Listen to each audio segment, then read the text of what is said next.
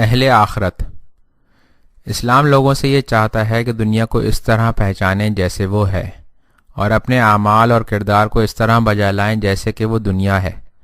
جن لوگوں نے دنیا کو جس طرح کہ وہ ہے پہچان لیا ہے تو پھر وہ اس دنیا کے عاشق اور دیوانے نہیں بنتے، اور وہ زر و جواہر کے دھوکے میں نہیں آتے، جبکہ وہ اسی دنیا میں زندگی کرتے ہیں۔ اللہ تعالیٰ کی شرعی لحاظ سے نعمتوں سے اور لذات سے استفادہ بھی کرتے ہیں، لیکن وہ ان کے قیدی اور غلام نہیں بنتے۔ وہ خدا اور آخرت کے جہان کو بھی نہیں بھلاتے، اور ہمیشہ کوشش کرتے ہیں کہ وہ اپنے نیک کاموں کے بجا لانے سے آخرت کے جہان کے لیے زیادہ راہ اور توشہ حاصل کریں۔ اس جہان میں زندگی کرتے ہیں، لیکن ان کے دل کی آنکھ برتر و بالا افق کو دیکھتی ہے۔ ہر لمحہ اور ہر حالت اور ہر عمل میں خدا اور آخرت کے جہان پر نظر رکھتے ہیں، اور آخرت کے جہان کے لیے اس سے فائدہ حاصل کرتے ہیں۔ دنیا کو آخرت کی کھیتی اور تجارت کا محل جانتے ہیں۔ کوشش کرتے ہیں کہ آخرت کے جہان کے لیے زیادہ راہ حاصل کریں۔ دنیا کی تمام چیزوں سے آخرت کے جہان کے لیے فائدہ حاصل کرتے ہیں، یہاں تک کہ کام اور کاج، کھانے پینے، ازدواج اور دوسرے دنیاوی کاموں سے بھی آخرت کے جہان کے لیے استفادہ حاصل کرتے ہیں۔ اس طرح کے لوگ دنیا دار نہیں ہوتے، بلکہ یہ اہل آخرت ہیں۔ ابن ابی یافور کہتے ہیں کہ میں نے امام جعفر صادق علیہ السلام کی خدمت میں عرض کیا کہ ہم دنیا کو دوست رکھتے ہیں۔ آپ نے فرمایا کہ دنیا کے مال سے کیا کرتے ہو؟ میں نے عرض کی، اس کے ذریعے سے ازدواج کرتا ہوں اور حج کو جاتا ہوں، اور گھر والوں پر خرچ کرتا ہوں، اور اپنے بھائیوں کی مدد کرتا ہوں، اور اللہ تعالیٰ کے راستے میں صدقہ دیتا ہوں۔ آپ نے فرمایا کہ یہ تو دنیا نہیں ہے، بلکہ یہ تو آخرت ہے۔ حضرت علی علیہ السلام نے فرمایا ہے کہ اے خدا کے بندو، متوجہ رہو کہ پرہیزگار دنیا میں بھی فائدہ حاصل کرتے ہیں اور آخرت میں بھی فائدہ حاصل کرتے ہیں۔ وہ دنیا داروں کے ساتھ دنیا سے فائدہ حاصل کرنے میں شریک ہیں، لیکن دنیا دار ان کے ساتھ آخرت میں شریک نہیں ہیں۔ انہوں نے دنیا میں عمدہ طریقے سے زندگی بسر کی ہے اور کھانے والی چیزوں سے عمدہ طریقے سے استفادہ کیا ہے۔ انہوں نے دنیا سے وہی استفادہ کیا ہے جو عیاش لوگ اس سے استفادہ کیا کرتے تھے، اور وہی استفادہ کیا ہے جو ظالم اور متکبر لوگ کیا کرتے تھے۔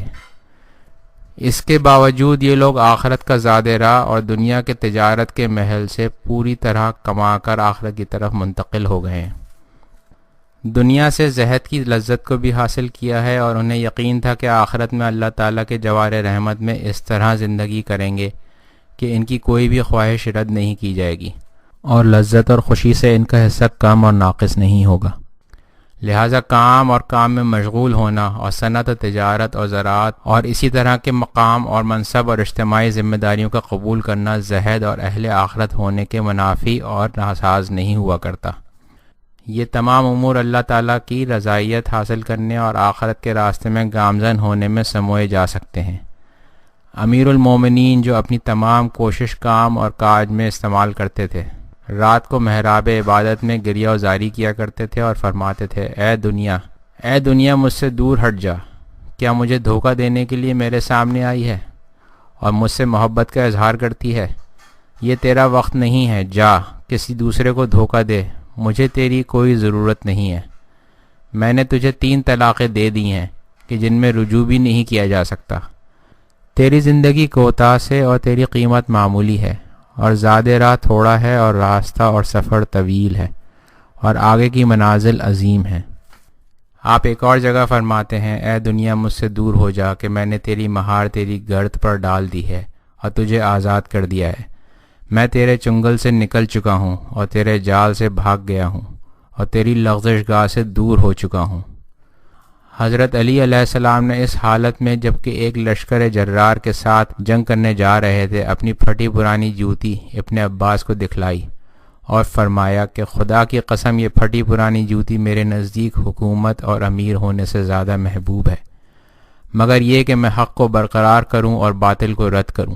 اللہ تعالیٰ کے خاص بندے ایسے ہی تھے اور ہیں، اس دنیا میں زندگی کرتے ہیں لیکن وہ عالم بالا کو دیکھتے ہیں اور اہل آخرت ہیں۔ عام لوگوں کی طرح کام اور کاج کرتے ہیں، بلکہ حکومت اور فرماندہی اور زمامداری اور زندگی کے امور کو بھی چلاتے ہیں، اور ان تمام کاموں کو اللہ تعالیٰ کی رضا اور اپنا عملی وظیفہ قرار دیتے ہیں، اور شرعی حدود میں رہ کر اللہ تعالیٰ کی نعمتوں سے استفادہ کرتے ہیں۔ اس کے باوجود دنیا کو 3 طلاقیں دے رکھی ہیں اور اس کی محبت کو دل سے نکالا ہوا ہے۔ حکومت لینے کے لیے جنگ کرتے ہیں، لیکن صرف حق کے دفاع اور عدالت کو برپا کرنے کے لیے، نہ یہ کہ حکومت اور ریاست کریں۔ اہل دنیا۔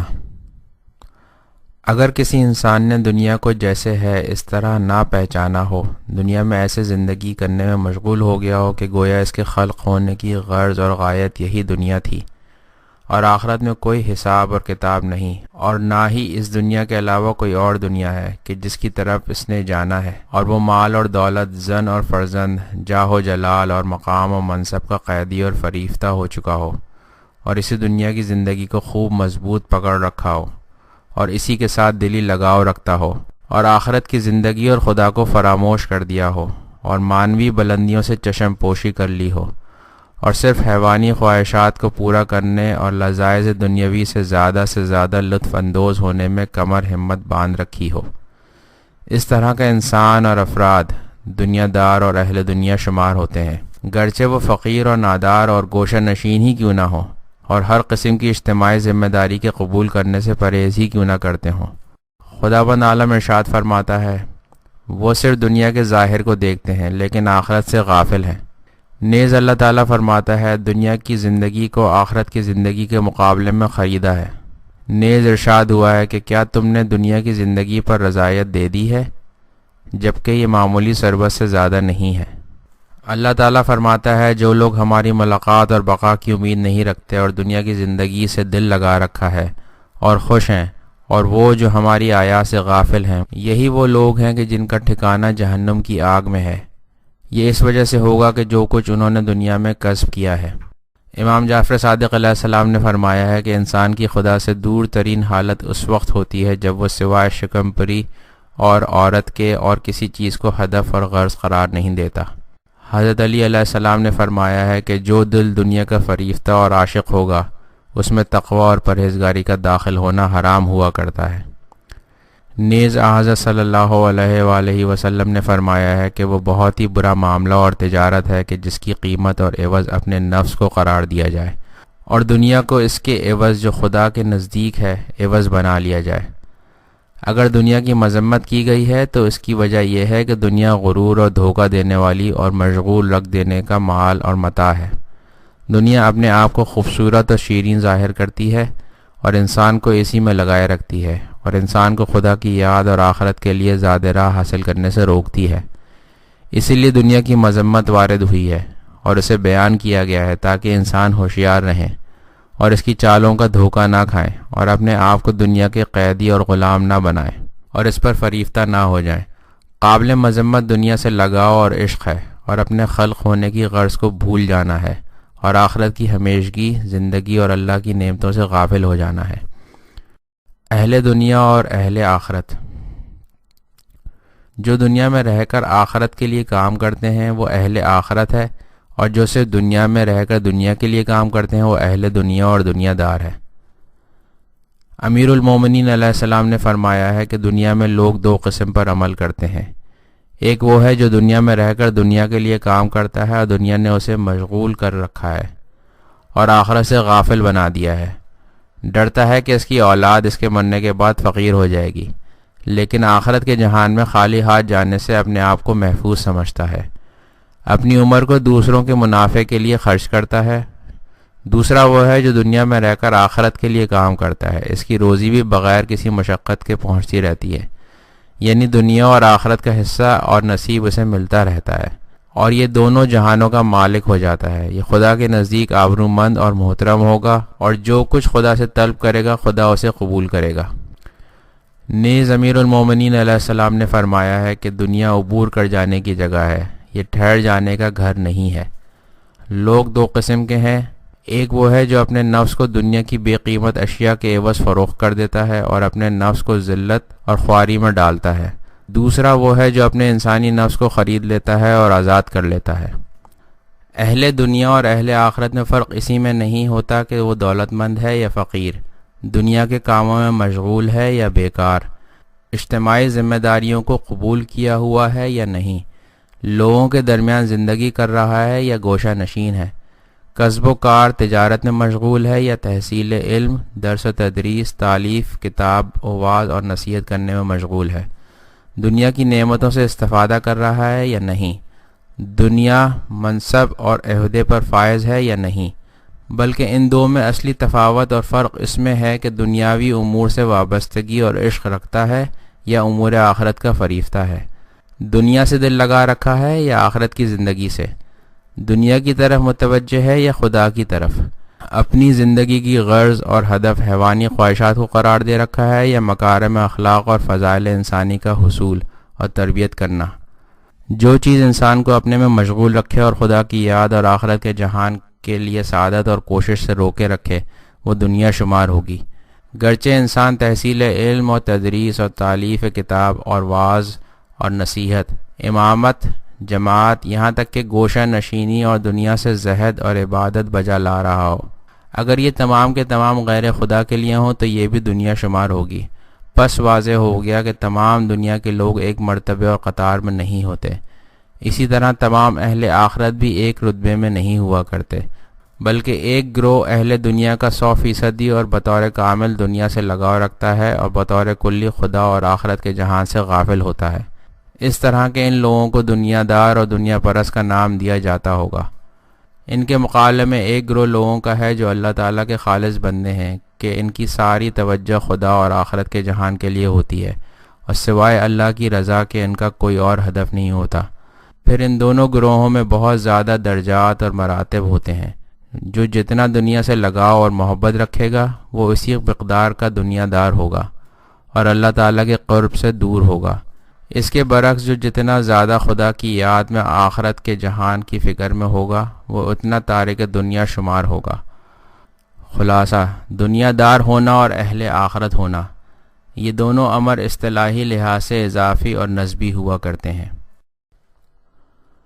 تقوی تزکیہ نفس کا اہم عامل۔ اسلام میں تقوی کو ایک بہت اہم مقام حاصل ہے۔ مومنین میں سے متقیوں کو ممتاز شمار کیا جاتا ہے۔ تقوی کا لفظ قرآن مجید، نہج البلاغہ اور احادیث کی کتابوں میں، خاص طور پر نہج البلاغہ میں بہت زیادہ استعمال ہوا ہے۔ قرآن انسان کی شرافت اور قیمت کا معیار تقوی کو قرار دیتا ہے اور فرماتا ہے کہ خدا کے نزدیک تم میں سے زیادہ محترم اور معزز وہ ہے جو زیادہ پرہیزگار اور متقی ہو۔ تقوی کو آخرت کے لیے بہترین زاد راہ اور سعادت کا بہت بڑا وسیلہ بتلایا گیا ہے۔ قرآن مجید میں آیا ہے کہ تم اپنی آخرت کے لیے زاد راہ حاصل کرو۔ قرآن مجید میں آیا ہے کہ تم اپنی آخرت کے لیے زاد راہ حاصل کرو اور بہترین زاد راہ تقوی ہے۔ نیز فرماتا ہے جو لوگ نیک اور تقوی رکھتے ہیں ان کے لیے بہت بڑی جزا ہوگی۔ اور پھر فرماتا ہے کہ جس نے تقوی اختیار کیا اور اچھے کام انجام دیے ان کے لیے کوئی خوف و ہراس نہیں ہے۔ اللہ تعالیٰ فرماتا ہے کہ اللہ تعالیٰ کی مغفرت کی طرف جلدی کرو اور بہشت کی طرف جلدی کرو، کہ جس کا عرض زمین اور آسمان کے برابر ہے اور جو متقیوں کے لیے آمادہ کی گئی ہے۔ اور فرماتا ہے کہ متقی بہشت میں اور نعمت میں زندگی کرتے ہیں اور ان نعمتوں سے کہ جو اللہ تعالیٰ نے انہیں عطا کی ہیں خوش اور خرم ہیں۔ اسی طرح نہج البلاغہ اور احادیث کی کتابوں میں تقوی کو اخلاق کا سردار اور سعادت حاصل کرنے کا بزرگ ترین وسیلہ بتلایا گیا ہے۔ جیسے حضرت علی علیہ السلام فرماتے ہیں کہ تقوی کو تمام اخلاق کا راس اور رئیس قرار دیا گیا ہے۔ رسول خدا صلی اللہ علیہ وآلہ وسلم نے فرمایا ہے کہ ایک صفت ایسی ہے جو اسے نہ چھوڑے اور پکڑے رکھے تو اس کے اختیار میں دنیا اور آخرت ہوگی اور وہ بہشت کو حاصل کر لے گا۔ آپ سے کہا گیا یا رسول اللہ صلی اللہ علیہ وآلہ وسلم، وہ صفت کون سی ہے؟ آپ نے فرمایا وہ تقوی ہے۔ جو شخص چاہتا ہے کہ تمام لوگوں سے زیادہ عزیز ہو تو تقوی کو اپنا پیشہ بنائے۔ آپ نے اس کے بعد یہ آیت پڑھی کہ جو شخص تقوی کو اپنا پیشہ قرار دے تو خداوند عالم اس کے لیے کشائش قرار دے گا اور اس کے لیے روزی وہاں سے دے گا کہ جس کا اسے گمان تک نہ ہوگا۔ امیر المومنین علیہ السلام نے فرمایا ہے کہ تقوی کو ہاتھ سے نہ جانے دینا، کیونکہ وہ تمام خوبیوں اور خیرات کا جامع ہے۔ سوائے تقوی کے کوئی اچھائی وجود نہیں رکھتی۔ جو اچھائی تقوی کے ذریعے حاصل ہوتی ہے تقوی کے بغیر حاصل نہیں ہو سکتی، خواہ وہ دنیا کی اچھائی اور نیکی ہو یا آخرت کی۔ امام زین العابدین علیہ السلام نے فرمایا ہے کہ ہر کام کی شرافت اور قیمت تقوی کے واسطے ہوتی ہے۔ صرف متقی سعادت اور نجات کو حاصل کرتے ہیں۔ اللہ تعالیٰ فرماتا ہے کہ بتحقیق سعادت اور نجات صرف متقیوں کے لیے ہے۔ حضرت علی علیہ السلام نے فرمایا ہے کہ خدا کے بندو، آگاہ رہو کہ دنیا اور آخرت کی نعمتیں صرف متقی حاصل کرتے ہیں۔ دنیا داروں کے ساتھ دنیا کی نعمتوں سے استفادہ کرنے میں شریک ہوتے ہیں، لیکن دنیا داروں کے ساتھ آخرت کی نعمتوں میں شریک نہیں ہوتے۔ بہترین طریقے سے دنیا میں زندگی کرتے ہیں اور بہترین طریقے سے کھانے والی چیزوں سے فائدہ حاصل کرتے ہیں۔ متقی انہی نعمتوں سے کہ جن سے مالدار اور سرکش اور متکبر استفادہ کرتے ہیں وہ بھی استفادہ کرتے ہیں، لیکن وہ بہت زیادہ زیادہ راہ اور منافع لے کر آخرت کے جہان کی طرف منتقل ہوتے ہیں۔ دنیا میں زہد کی لذت کو حاصل کرتے ہیں اور علم رکھتے ہیں کہ قیامت کے دن اللہ تعالیٰ کی رحمت کے جوار میں زندگی کریں گے اور جو کچھ خدا سے چاہیں گے دیے جائیں گے، اور ان کا لذات سے بہرہور ہونا ناقص نہیں ہوگا۔ بعض احادیث میں تقوی کو نفس کے پاک کرنے اور نفس کی بیماریوں کو شفا دینے والا قرار دیا گیا ہے۔ امیر المومنین علیہ السلام فرماتے ہیں، یقیناً تقوی تمہارے دل کی بیماریوں کا شفا دینے والا دارو ہے، اور تمہارے نابینا دل کو روشنی دینے والا ہے، اور تمہارے بدن کی بیماریوں کے لیے شفا بخش ہے، اور تمہارے سینے کے فساد کا اصلاح کرنے والا ہے، اور تمہارے نفس کی کثافتوں کو پاک کرنے والا ہے، اور تمہاری دید کے پردوں کو جلا بخشنے والا ہے، اور تمہارے اندرونی اضطرابات کو آرام دینے والا اور تمہاری تاریکیوں کو روشن کر دینے والا ہے۔ احکام کی غرض تقوی ہے۔ تقوی اسلام میں پر ارزش اخلاقی اصل اور احکام اسلامی کی تشریح کی غرض بتلائی گئی ہے۔ جیسے خداوند عالم ارشاد فرماتا ہے، لوگو اپنے پروردگار کی جس نے تمہیں اور تم سے پہلے والوں کو خلق فرمایا ہے عبادت کرو، شاید با تقوی ہو جاؤ۔ نیز فرماتا ہے، روزہ تم پر ویسے واجب ہوا ہے جیسے تم سے پہلے والوں پر واجب ہوا تھا، شاید تم با تقوی ہو جاؤ۔ اور فرماتا ہے کہ خون اور قربانیاں خدا کو نہیں پہنچتی، لیکن تمہارا تقوی خدا کو پہنچتا ہے۔ اور فرماتا ہے کہ آخرت کے لیے زیادہ راہ اور توشہ حاصل کرو، اور بہترین توشہ اور زیادہ راہ تقوی ہے۔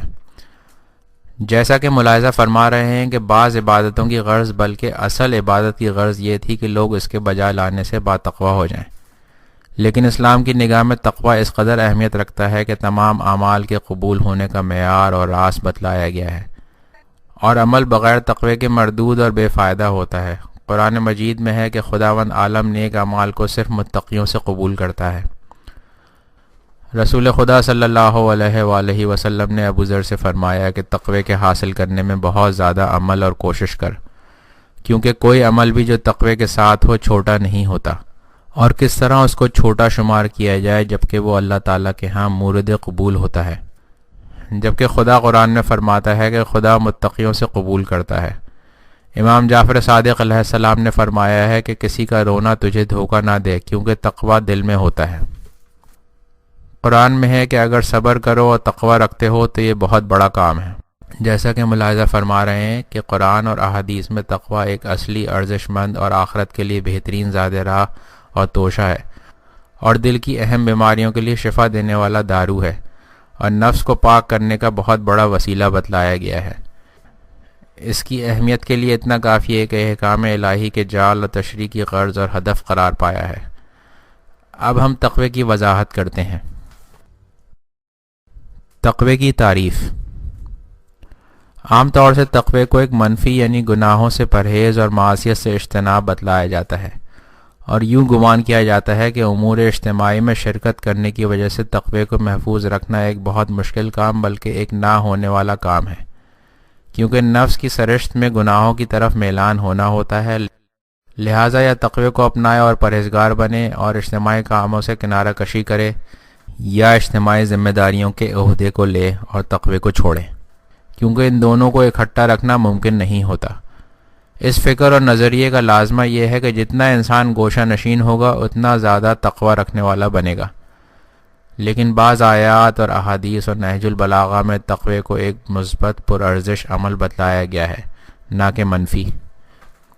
تقوی کے معنی صرف گناہوں کا ترک کر دینا نہیں ہے، بلکہ تقوی ایک اندرونی طاقت اور ضبط نفس کی قدرت ہے، جو نفس کو دائمی ریاضت میں رکھنے اور پے در پے عمل کرنے سے حاصل ہوتی ہے، اور نفس کو اتنا طاقتور بنا دیتی ہے کہ وہ ہمیشہ اللہ تعالیٰ کے احکام کا مطیع اور فرمانبردار ہو جاتا ہے، اور نفس اتنا قوی ہو جاتا ہے کہ نفس غیر شرعی خواہشات کا مقابلہ کرتا ہے اور ثابت قدم ہو جاتا ہے۔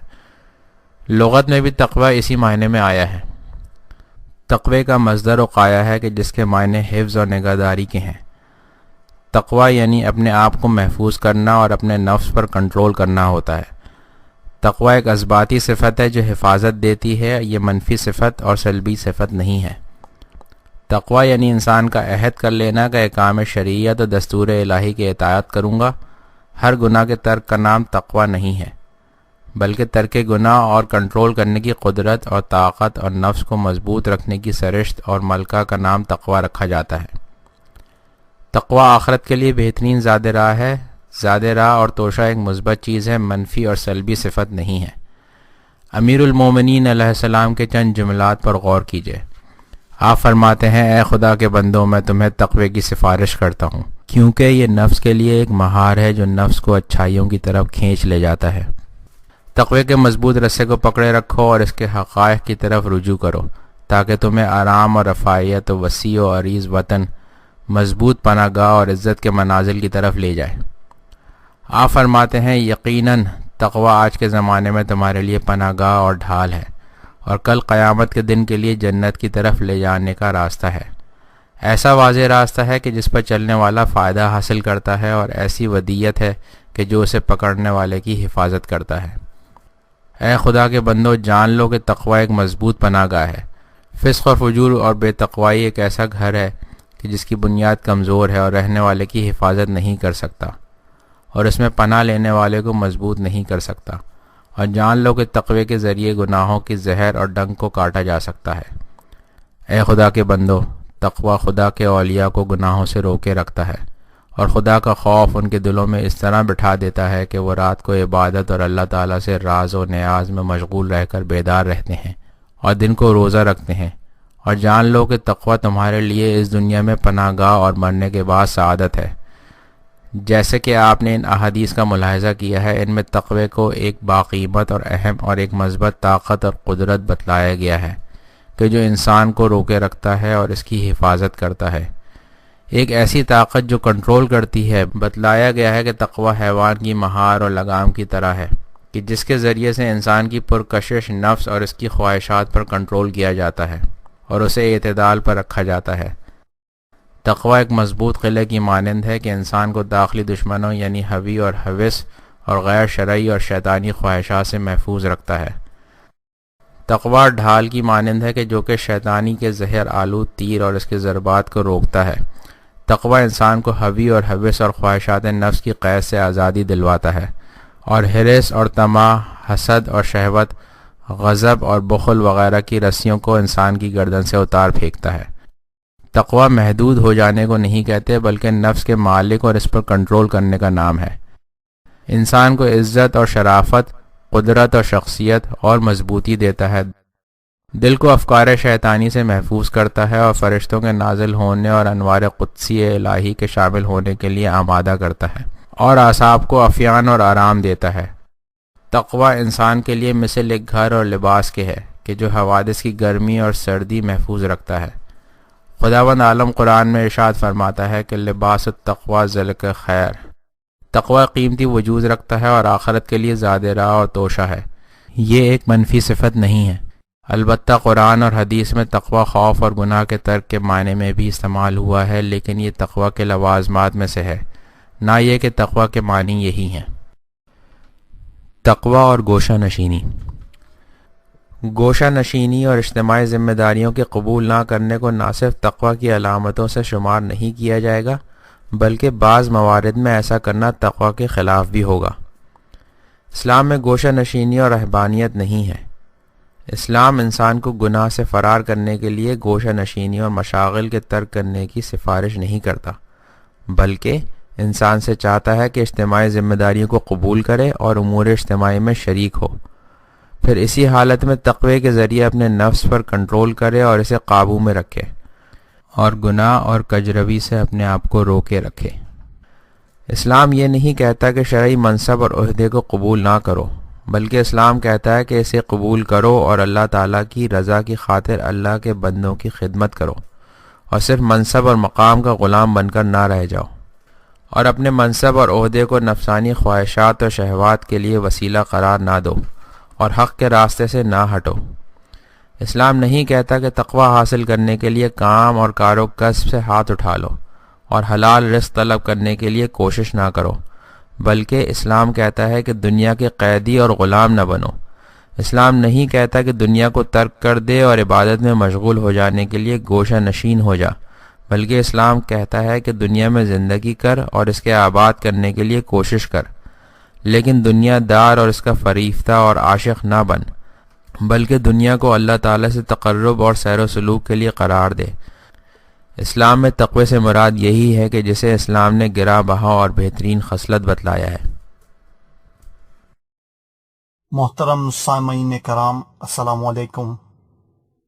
یہ کتاب آپ کی خدمت میں islamicesoursescom کی جانب سے پیش کی جا رہی ہے۔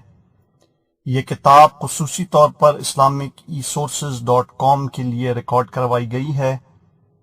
ذاتی استعمال یا تبلیغاتی CDs کی مفت تقسیم کے لیے کسی قسم کی اجازت درکار نہیں ہے، تاہم فروخت یا کسی ویب سائٹ پر اپلوڈ کرنے سے پہلے islamicsource.com کی اجازت کی ضرورت ہے۔ تقوی اور بصیرت۔ قرآن اور احادیث سے معلوم ہوتا ہے کہ تقوی انسان کو صحیح بصیرت اور بینش دیتا ہے تاکہ دنیا اور آخرت کی واقعی مصلحتوں کو معلوم کر سکے اور اس پر عمل کرے۔ جیسے خداوند عالم قرآن میں فرماتا ہے، اے ایمان والو، اگر تقوی کو پیشہ قرار دو تو خدا تمہارے لیے فرقان قرار دے گا، یعنی بصیرت کی دید اور شناخت عطا کرے گا تاکہ سعادت اور بدبختی کی مصلحتیں اور مفسدوں کو پہچان سکو۔ ایک اور آیت میں ہے کہ صاحب تقوی بنو تاکہ علوم کو تم پر نازل کیا جائے، اور اللہ تعالیٰ ہر چیز کا علم رکھتا ہے۔ گرچہ قرآن تمام لوگوں کے لیے نازل ہوا ہے، لیکن صرف متقی ہیں جو ہدایت دیے جاتے ہیں اور نصیحت حاصل کرتے ہیں۔ اسی لیے قرآن لوگوں کے لیے بیان ہے اور اہل تقوی کے لیے ہدایت اور نصیحت ہے۔ امیر المومنین علیہ السلام فرماتے ہیں کہ تقوی دل کی بیماریوں کے لیے شفا دینے والی دوا ہے اور دل کی آنکھ کے لیے بینائی کا سبب ہے۔ پیغمبر علیہ السلام نے فرمایا کہ اگر شیطان کا آدم کی اولاد کے دل کے ارد گرد چکر لگانا نہ ہوتا تو وہ عالم ملکوت کا مشاہدہ کر لیتے۔ امام جعفر صادق علیہ السلام نے اپنے پدر بزرگوار سے نقل کیا ہے کہ دل کے فاسد ہو جانے کے لیے گناہ کے بجا لانے سے زیادہ اور کوئی چیز نہیں ہوتی۔ دل گناہ کے ساتھ جنگ میں واقع ہو جاتا ہے، یہاں تک کہ گناہ اس پر غلبہ حاصل کر لیتا ہے اور اسے اوپر نیچے کر دیتا ہے، یعنی پچھاڑ دیتا ہے۔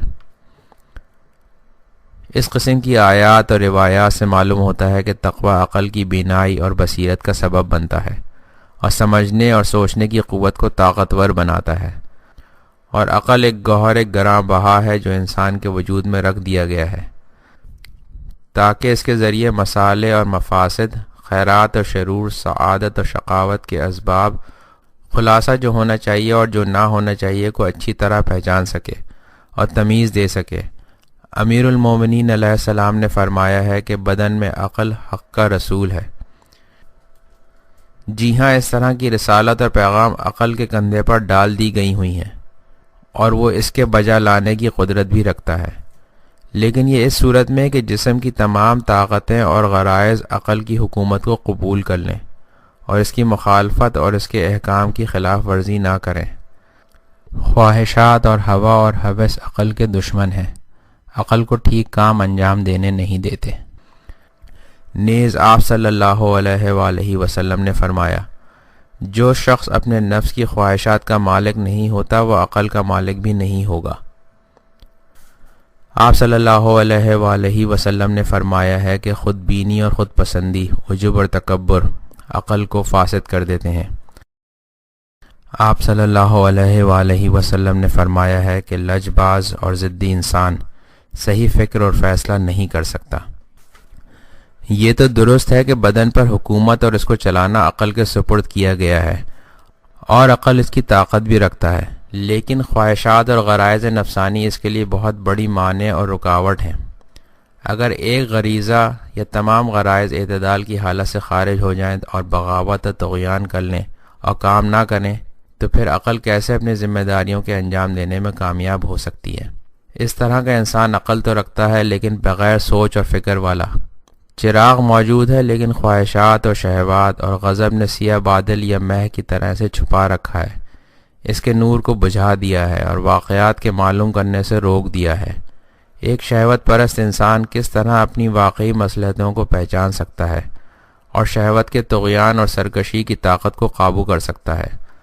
خود پسند اور خود بین انسان کس طرح اپنے عیوب کو پہچان سکتا ہے تاکہ ان کے درست کرنے کی فکر میں جائے؟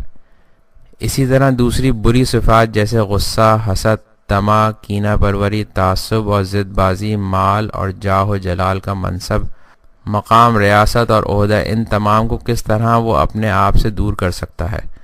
اگر ان میں سے ایک یا زیادہ نفس پر مسلط ہو جائیں تو پھر وہ عقل عملی کو واقعات کے پہچاننے سے روک دیتی ہے، اور اگر عقل ان کے خلاف عمل کرنا بھی چاہے تو پھر اس کے سامنے رکاوٹیں کھڑی کر دیتی ہیں اور داد و فریاد شروع کر دیتی ہے اور عقل کے محیط کو تاریک کر دیتی ہے اور اسے اپنی ذمہ داری کے انجام دینے سے کمزور کر دیتی ہے۔ جو انسان ہوا اور ہوس اور خواہشات کا قیدی بن جائے تو پھر وہ وعظ اور نصیحت سے بھی کوئی نتیجہ حاصل نہیں کر سکے گا، بلکہ قرآن اور مواعظ اس کے دل کی قساوت کو اور زیادہ کر دیں گے۔ لہٰذا تقوی کو بصیرت، روشن بینی اور وظیفہ شناسی کا بہترین اور مؤثر ترین عامل شمار کیا جا سکتا ہے۔ آخر میں اس بات کی یاد دہانی ضروری اور لازم ہے کہ تقوی عقل عملی اور ذمہ داریوں کی پہچان اور یہ جاننا کہ کیا کرنا چاہیے اور کیا نہیں کرنا چاہیے بصیرت کی زیادتی کا موجب ہے، نہ صرف عقل کے حقائق کو جاننے اور پہچاننے کے لیے کہ جسے اصطلاحی لحاظ سے عقل نظری کہا جاتا ہے، کیونکہ اس طرح نہیں ہوتا کہ جو انسان تقوی نہیں رکھتا وہ ریاضی اور طبعی کے مسائل سمجھنے سے عاجز رہتا ہے، گرچہ تقوی سمجھنے اور ہوش اور فکر کے لیے بھی ایک حد تک مؤثر واقع ہوتا ہے۔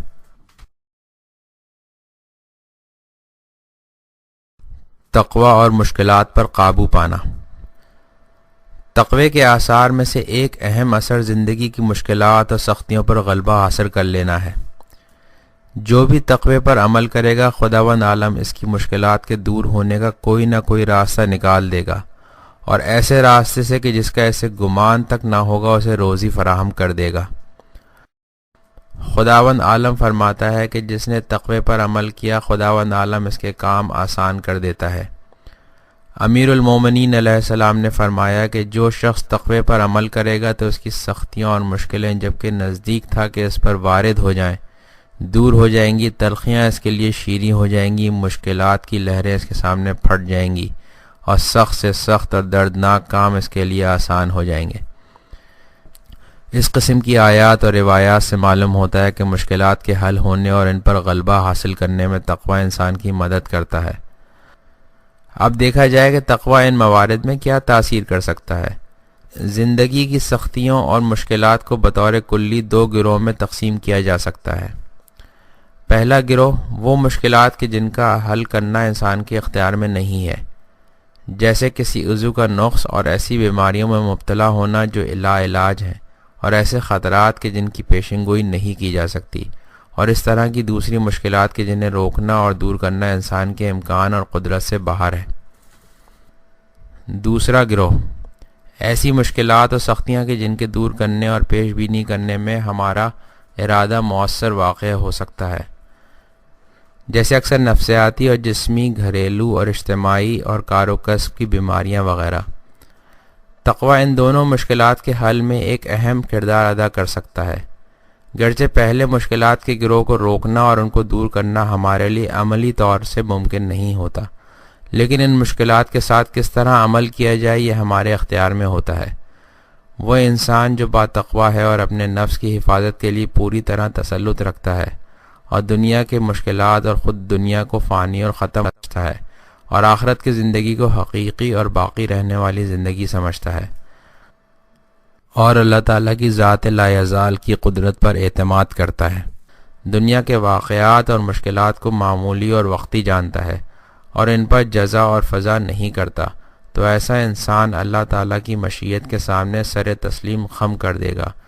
تقوی والا انسان آخرت کے جہان اور خدا سے مانوس اور عشق کرتا ہے، ایسے انسان کے لیے گزر جانے والے مشکلات اور واقعات اس کی روح اور دل کے سکون کو مضطرب اور پریشان نہیں کر سکیں گے، کیونکہ خود مشکلات اور حوادث اور مصائب درد نہیں لاتی، بلکہ نفس کا انہیں برداشت اور تحمل نہ کر سکنا انسان کے لیے ناراحتی اور نا آرامی کو فراہم کرتا ہے، اور اس کے لیے تقوی انسان کے لیے زیادہ مدد کر سکتا ہے۔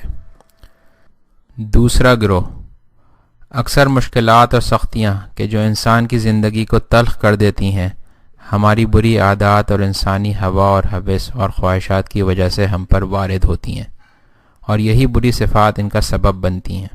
گھریلو زندگی کے اکثر مشکلات کو شوہر یا بیوی یا دونوں خواہشات نفسانی پر مسلط نہ ہونے کی وجہ سے وجود میں لاتے ہیں اور اس کی آگ میں جلتے رہتے ہیں، جسے خود انہوں نے جلایا ہے، پھر داد و قیل، جزا اور فضا زد خود کرتے ہیں۔ دوسری مشکلات بھی اکثر اسی وجہ سے وجود میں آتی ہیں۔ برا اخلاق جیسے حسد، کینہ پروری، انتقام لینا، ضد بازی، تعصب، خود پسندی اور خود بینی، طمع، بلند پروازی، تکبر وغیرہ وہ بری صفات ہیں کہ انسان کے لیے مشکلات اور مصائب، غم اور غصہ وجود میں لاتی ہیں اور بہترین اور شیریں زندگی کو تلخ اور بے مزہ کر دیتی ہیں۔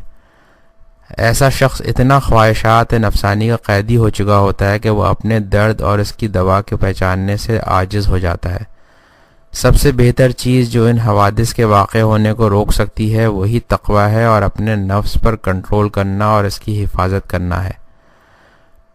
متقی انسان کے لیے اس طرح کے دردناک واقعات بالکل پیش ہی نہیں آتے۔ وہ سکون قلب اور آرامش سے اپنی زندگی کو ادامہ دیتا ہے اور آخرت کے لیے توشہ اور زیادہ راہ حاصل کرتا ہے۔ دنیا کی محبت ان تمام مصائب اور گرفتاریوں کا سرچشمہ ہوتی ہے، لیکن متقی انسان دنیا اور مافیا کا عاشق اور فریفتہ نہیں ہوتا تاکہ اس کے نہ ہونے سے رنج اور تکلیف کو محسوس کرے۔ امیر المومنین علیہ السلام نے فرمایا ہے کہ دنیا کی محبت سے پرہیز کر، کیونکہ یہ دنیا کی ہر مصیبت کی جڑ اور تکلیف کی کان ہے۔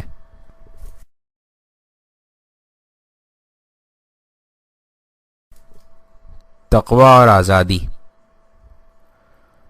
ممکن ہے کہ کوئی گمان کرے کہ تقوی تو آزادی کو سلب کر لیتا ہے اور ایک محدودیت اور قید و بند وجود میں لے آتا ہے اور زندگی کو سخت اور مشکل بنا دیتا ہے، لیکن اسلام اس گمان اور عقیدے کو قبول نہیں کرتا اور رد کر دیتا ہے، بلکہ اس کے برعکس تقوی کو آزادی اور آرام اور عزت اور بزرگواری کا سبب قرار دیتا ہے، اور انسان بغیر تقوی والے کو قید اور غلام شمار کرتا ہے۔ امیر المومنین علیہ السلام نے فرمایا ہے کہ تقوی ہدایت اور استقامت اور آخرت کے زیادہ راہ اور توشے کی چابی ہے۔ تقوی غلامی سے آزادی اور ہلاکت سے نجات پانے کا وسیلہ ہے۔ حضرت علی علیہ السلام نے فرمایا ہے کہ اسلام سے بالاتر کوئی شرافت نہیں ہے، تقوی سے کوئی بالاتر عزت نہیں ہے، اور سب سے زیادہ قوی تقوی سے کوئی پناہ گاہ نہیں۔ امیر المومنین علیہ السلام نے فرمایا ہے کہ جو شخص تقوی کو وسیلہ بنائے تو وہ سختیاں اور دشواریاں جو نزدیک آ چکی ہوں گی اس سے دور ہو جائیں گی، تلخ کام اس کے لیے شیریں ہو جائیں گے، گرفتاریوں کی سخت لہریں اس سے دور ہو جائیں گی اور سختیاں اس کے لیے آسان ہو جائیں گی۔ ان احادیث میں تقوی کو مشکلات کے حل کرنے اور انسان کی عزت اور آزادی کا سبب، مصائب اور گرفتاریوں سے نجات، زندگی کی دشواریوں اور تلخیوں کے لیے بہترین پناہ گاہ بتلایا گیا ہے۔ لہٰذا تقوی انسان کے لیے محدودیت اور آزادی سلب کرنے کا موجب نہیں ہوتی، بلکہ انسان کی شخصیت کو زندہ کر دیتا ہے، اور تقوی شہوت، غضب، انتقام جوئی، کینہ پروری، خود خواہی، خود پسندی، تعصب، لج بازی، طمع، دولت پرستی، خود پرستی، شہوت پرستی، مقام و منصب پرستی، شکم پرستی، شہرت پرستی سے آزاد کر دیتا ہے۔ انسان کی شخصیت اور عقل کو قوی کرتا ہے تاکہ غضائر اور طغیان کرنے والی قوتوں پر غالب آ جائے اور انہیں اعتدال پر رکھے، اور واقعی مصلحتوں کے لحاظ سے ہدایت اور رہبری کرے، اور افراط اور تفریط کے کاموں سے رکاوٹ بنے۔ قرآن ان لوگوں کو جو نفس کی خواہشات کے مطیع اور فرما بردار ہوں اور خواہشات نفسانی کی تلاش میں لگے رہیں اور خواہشات نفس کے حاصل کرنے میں کسی حدود شرعی کے قائل نہ ہوں، بت پرست اور خواہش پرست جانتا ہے۔ قرآن مجید فرماتا ہے، ان لوگوں کو دیکھتا ہے کہ جنہوں نے خواہشات نفس کو اپنا خدا بنا رکھا ہے، اس کے باوجود جانتا ہے کہ خدا نے اسے گمراہ کر دیا ہے، اس کے کان اور دل پر مہر لگا دی ہے اور اس کی آنکھوں پر تاریکی کے پردے ڈال دیے گئے ہیں۔ پس کون اسے خدا کے بعد ہدایت کرے گا؟ کیا وہ نصیحت حاصل نہیں کرتا؟ درست ہے کہ جو شخص اپنی نفسی خواہشات کے سامنے سر تسلیم کر چکا ہے اور اس کے حاصل کرنے میں کسی برائی اور قباحت کی پرواہ نہیں کرتا اور دیوانوں کی طرح اس کی تلاش اور کوشش کرتا ہے اور عقل کی بھلائی کی آواز کو نہیں سنتا اور پیغمبروں کی رہنمائی پر کان نہیں دھرتا، ایسا شخص یقیناً خواہشات نفس کا قیدی اور غلام اور نوکر اور مطیع ہے۔ نفس کی خواہشات نے انسان کی شخصیت اور گوہر نایاب کہ جو عقل ہے اسے مغلوب کر رکھا ہے اور اپنے دام میں پھنسا لیا ہے۔ ایسے شخص کے لیے آزاد ہونے اور آزادی حاصل کرنے کے لیے سوائے تقوی کے اور کوئی راستہ موجود نہیں ہے، لہذا تقوی محدود نہیں کرتا بلکہ انسان کو آزادی بخشتا ہے۔ تقوی اور بیماریوں کا علاج۔ یہ مطلب پہلے ثابت کیا جا چکا ہے کہ برے اخلاق جیسے حسد، بغض، انتقام جوئی، عیب جوئی، غضب، تعصب، طمع، خود بینی، تکبر، خوف، بے ارادگی، وسوسہ وغیرہ یہ تمام نفسانی بیماریاں ہیں۔ ان مرضوں میں مبتلا انسان مجازی طور سے نہیں بلکہ حقیقی لحاظ سے بیمار ہے، اور یہ مطلب بھی علوم میں ثابت ہو چکا ہے کہ نفس اور جسم میں فقط مضبوط ربط اور اتصال ہی برقرار نہیں ہے بلکہ یہ دونوں متحد ہیں اور اسی ربط اور اتصال سے ایک دوسرے پر اثر انداز اور متاثر ہوتے ہیں۔ جسمانی بیماریاں نفس انسان کو ناراحت اور پریشان کرتی ہیں، اس کے برعکس روحانی اور نفسانی بیماریاں جیسے معدے اور انتڑیوں میں زخم اور ورم، بدہضمی اور غذا کا کھٹا پن ہو جانا، سر اور دل کا درد کہ وہ بھی برے اخلاق جیسے حسد، بغض اور کینہ، طمع اور خودخواہی اور بلند پروازی سے ہی وجود میں آ جائیں۔ مشاہدے میں آیا ہے کہ مضر اشیاء کی عادت، شہ ترانی میں افراط اور زیادہ روی کتنی خطرناک بیماریوں کو موجود کر دیتی ہیں۔ جیسے کہ پہلے گزر چکا ہے کہ نفسانی بیماریوں کا صرف ایک ہی علاج ہے اور وہ ہے تقوی، لہٰذا یہ کہا جا سکتا ہے کہ انسان کی جسمانی اور نفسیاتی بیماریوں اور ان سے سلامتی اور صحت میں تقوی بہت ہی زیادہ تاثیر کرتا ہے۔ حضرت علی علیہ السلام نے تقوی کے بارے میں فرمایا ہے کہ تقوی تمہارے جسموں کی بیماریوں کی دوا ہے اور تمہارے فاسد دلوں کی اصلاح کرتا ہے اور تمہارے نفوس کی کثافتوں کو پاک کرتا ہے۔ متقیوں کے اوصاف۔ اگر تقوی کو بہتر پہچاننا چاہیں اور متقین کی صفات اور علامتوں سے بہتر واقف ہونا چاہیں تو ضروری ہے کہ حمام کے خطبے کا جو نہج البلاغہ میں ہے اس کا ترجمہ کر دیں۔ حمام ایک عابد انسان اور امیر المومنین علیہ السلام کے اصحاب میں سے تھا۔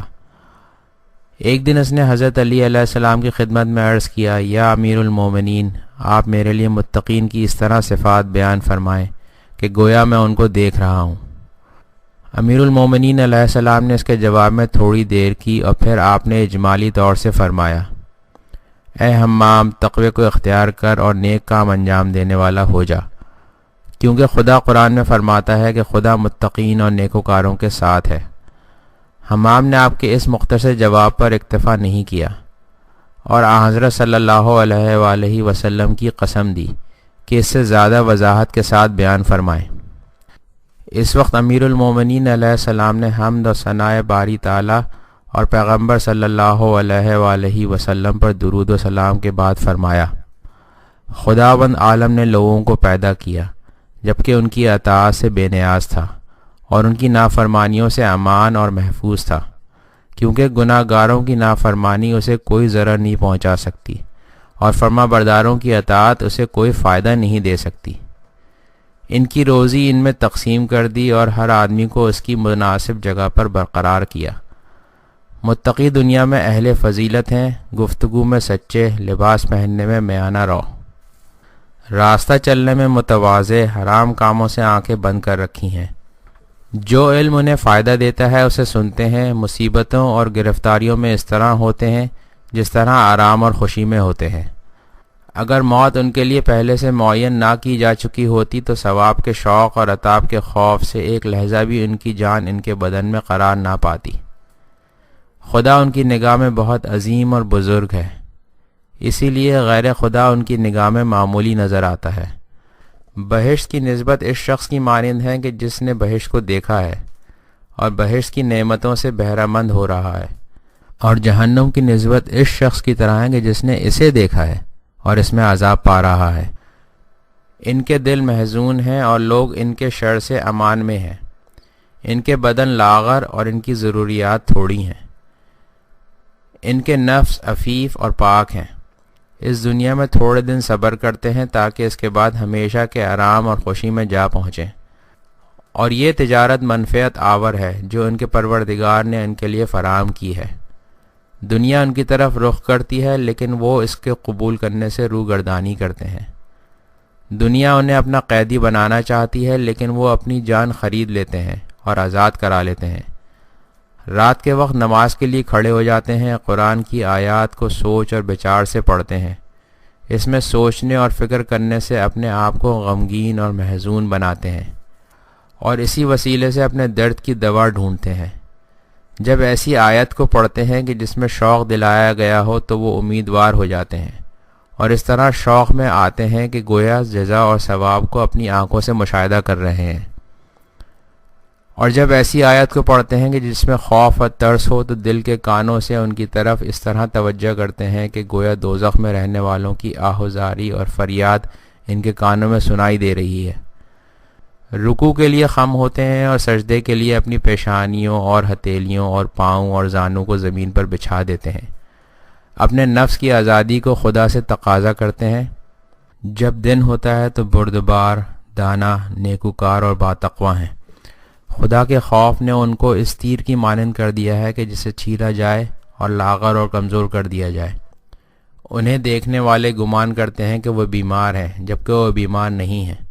کہا جاتا ہے کہ دیوانے ہیں جبکہ وہ دیوانے نہیں ہیں، بلکہ قیامت جیسی عظیم چیز میں فکر کرنے نے ان کو اپنے آپ سے بے خود کر دیا ہے۔ اپنے تھوڑے عمل پر راضی نہیں ہوتے اور زیادہ عمل کو زیادہ نہیں سمجھتے۔ اپنی روح اور نفس کو اس گمان میں کہ وہ اطاعت میں کوتاہی کر رہے ہیں متہم کرتے ہیں، اور اپنے اعمال سے خوف اور ہراس میں ہوتے ہیں۔ جب ان میں سے کسی کی تعریف کی جائے تو اس کے بارے میں جو کہا گیا ہے اس سے ڈرتے ہیں اور کہتے ہیں کہ ہم اپنے آپ کو دوسروں سے بہتر پہچانتے ہیں، اور اللہ تعالی ہم سے زیادہ آگاہ اور باخبر ہے۔ خدایا جو کچھ ہمارے بارے میں کہا گیا ہے اس پر ہمارا مواخذہ نہ کرنا، اور اس سے بالاتر قرار دے جو وہ گمان کرتے ہیں، اور ان گناہوں کو جو دوسرے نہیں جانتے بخش دے۔ اہل تقوی کی نشانی یہ ہے کہ تو اسے دینی معاملے میں نرمی اور دور اندیشی کے ساتھ قوی دیکھے گا، اور یقین میں با ایمان اور مضبوط، علم کے حصول میں حریص، بردباری میں دانش مند، مالدار ہوتے ہوئے، میانہ روی، عبادت باخشوع اور فقر میں آبرو مند اور باوقار، سختیوں میں صبر کرنے والے، حلال روزی کے حاصل کرنے میں کوشش کرنے والے، ہدایت کے طلب کرنے میں علاق مندی، طمع سے دور اور سخت جان، نیک کام کرنے کے باوجود خوف زدہ ہیں، رات کے وقت شکرانہ ادا کرنے میں ہمت باندھتے ہیں اور دن میں ذکر اور خدا کی یاد کو اہمیت دینے والے، رات کو اس ڈر سے کہ شاید غفلت برتی ہو خوف زدہ، دن کو اللہ تعالیٰ کے فضل و کرم اور رحمت کی وجہ سے خوشحال۔ اگر نفس نے کہ جسے وہ پسند نہیں کرتا سختی برتی تو وہ بھی اس کے بدلے میں جسے نفس پسند کرتا ہے بجا نہیں لاتے۔ ان کا ربط اور علاقہ نیک کاموں سے ہوتا ہے اور فنا ہونے والی دنیاوی چیز کی طرف میلان نہیں رکھتے۔ تحمل اور بردباری کو عقل مندی سے اور گفتار کو کردار کے ساتھ ملاتے ہیں۔ اسے دیکھے گا کہ اس کی خواہشات تھوڑی اور اس کی خطائیں بھی کم، دل خشوع کرنے والا اور نفس قناعت رکھنے والا، اس کی خوراک تھوڑی اور اس کے کام آسان، اس کا دین محفوظ اور اس کی نفسانی خواہشات ختم ہو چکی ہیں اور غصہ بیٹھ چکا ہے۔ لوگ اس کے احسان اور نیکی کی امید رکھتے ہیں اور اس کے شر سے امن اور امان میں ہیں۔ اگر لوگوں میں غافل اور بے خبر نظر آ رہا ہو تو وہ اللہ تعالیٰ کے ذکر کرنے والا شمار ہو رہا ہوگا، اور اگر ذکر کرنے والوں میں موجود ہوا تو وہ غفلت کرنے والوں میں شمار نہیں ہوگا۔ گالیاں دینے سے پرہیز کرتا ہے اور نرمی سے بات کرتا ہے۔ برے کام اس سے نہیں دیکھے جاتے اور نیک کاموں میں ہر جگہ حاضر ہوتا ہے۔ خیرات اور نیکی کی طرف قدم بڑھانے والا اور برائیوں سے بھاگ جانے والا ہوتا ہے۔ سختیوں میں باوقار اور مصیبتوں میں صبر کرنے والا، آرام اور آسائش میں شکر گزار۔ جو اس کے نزدیک مبغوض ہے اس پر ظلم نہیں کرتا، جس کو دوست رکھتا ہے اس کے لیے گناہ نہیں کرتا، گواہوں کی گواہی دینے سے پہلے حق کا اقرار کر لیتا ہے، جسے حفظ کر لیا ہے اسے ضائع نہیں کرتا، اور جو اسے بتلایا جائے اسے نہیں بھلاتا، کسی کو برے لقب سے نہیں بلاتا، ہمسائے کو نقصان نہیں پہنچاتا، لوگوں پر جب مصیبتیں ٹوٹ پڑیں تو اس سے خوشی نہیں کرتا، باطل کے راستے میں قدم نہیں رکھتا اور حق سے خارج نہیں ہوتا، اگر چپ رہے تو چپ رہنے سے غمگین نہیں ہوتا، اگر ہنسے تو ہنسنے کی آواز بلند نہیں ہوتی، اور اگر اس پر ظلم کیا جائے تو صبر کرتا ہے تاکہ اس کا انتقام اس کے لیے لے لے۔ اس کا نفس اس کی طرف سے سختی میں ہوتا ہے، لیکن لوگوں کے نفس اس کی طرف سے آرام اور آسائش میں ہوتے ہیں۔ اخروی کاموں کے لیے اپنے نفس کو سختیوں میں ڈالتا ہے اور لوگوں کو اپنی جانب سے آرام اور آسائش پہنچاتا ہے۔ اس کا کسی سے دور ہو جانا زہد اور عفت کی وجہ سے ہوتا ہے، اور کسی سے نزدیک ہونا خوش خلقی اور مہربانی سے ہوتا ہے۔ دور ہونا تکبر اور خود خواہی کی وجہ سے نہیں ہوتا، اور نزدیک ہونا مکر اور فریب سے نہیں ہوتا۔ راوی کہتا ہے کہ جب امیر المومنین علیہ السلام کا کلام اس جگہ پہنچا تو حمام نے ایک چیخ ماری اور بے ہوش ہو گیا اور اپنی روح خالق روح کے سپرد کر دی۔ امیر المومنین علیہ السلام نے فرمایا کہ میں اس طرح کی پیش آمد کی وجہ سے اس کے بارے میں خوف زدہ تھا۔ آپ نے اس کے بعد فرمایا لائق افراد میں واعظ اس طرح کا اثر کرتے ہیں۔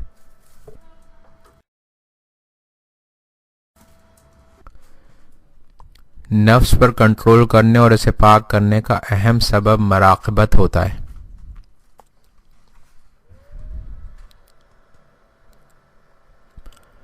اپنے آپ کو بنانے اور سنوارنے اور نفس کو پاک کرنے کا ایک اہم سبب نفس پر مراقبت اور توجہ رکھنا ہوتا ہے۔ جو انسان اپنی سعادت کے متعلق سوچتا اور فکر رکھتا ہو وہ برے اخلاق اور نفسانی بیماریوں سے غافل نہیں رہ سکتا، بلکہ اسے ہر وقت اپنے نفس پر توجہ رکھنی چاہیے اور تمام اخلاق اور کردار، ملکات اور افکار کو اپنے کنٹرول میں رکھنا چاہیے اور اس پر پوری طرح نگاہ رکھے۔ ہم اس مطلب کو کئی ایک مطالب کے ضمن میں بیان کرتے ہیں۔ اعمال کا ضبط کرنا اور لکھنا۔ قرآن اور احادیث پیغمبر اور اہل بیت علیہم السلام سے معلوم ہوتا ہے کہ انسان کے تمام اعمال، حرکات، گفتار، سانس لینا، افکار اور نظریات، نیت، تمام کے تمام نامہ اعمال میں ضبط اور ثبت کیے جاتے ہیں اور قیامت تک حساب دینے کے لیے باقی رہتے ہیں، اور ہر ایک انسان قیامت کے دن اپنے اچھے برے اعمال کی جزا اور سزا دیا جائے گا۔ جیسے خدا قرآن مجید میں فرماتا ہے کہ قیامت کے دن لوگ گروہ در گروہ خارج ہوں گے تاکہ وہ اپنے اعمال کو دیکھ لیں۔ جس نے ایک ذرہ بھر نیکی انجام دی ہوگی وہ اسے دیکھے گا، اور جس نے ذرہ بھر برائی انجام دی ہوگی وہ اسے دیکھے گا۔ نیز فرماتا ہے کہ کتاب رکھی جائے گی، مجرموں کو دیکھے گا کہ وہ اس سے جو ان کے نامہ اعمال میں ثبت ہے خوف زدہ ہیں، اور کہتے ہوں گے کہ یہ کیسی کتاب ہے کہ جس نے تمام چیزوں کو ثبت کر رکھا ہے اور کسی چھوٹے بڑے کام کو نہیں چھوڑا۔ اپنے تمام اعمال کو حاضر شدہ دیکھیں گے، تیرا خدا کسی پر ظلم نہیں کرتا۔ خدا فرماتا ہے کہ قیامت کے دن جس نے جو عمل خیر انجام دیا ہوگا حاضر دیکھے گا، اور جن برے اعمال کا ارتکاب کیا ہوگا اسے بھی حاضر پائے گا، اور آرزو کرے گا کہ اس کے اور اس کے عمل کے درمیان بہت زیادہ فاصلہ ہوتا۔ خدا فرماتا ہے کہ کوئی بات زبان پر نہیں لاتا مگر اس کے لکھنے کے لیے فرشتوں کو حاضر اور نگاہ کرنے والا پائے گا۔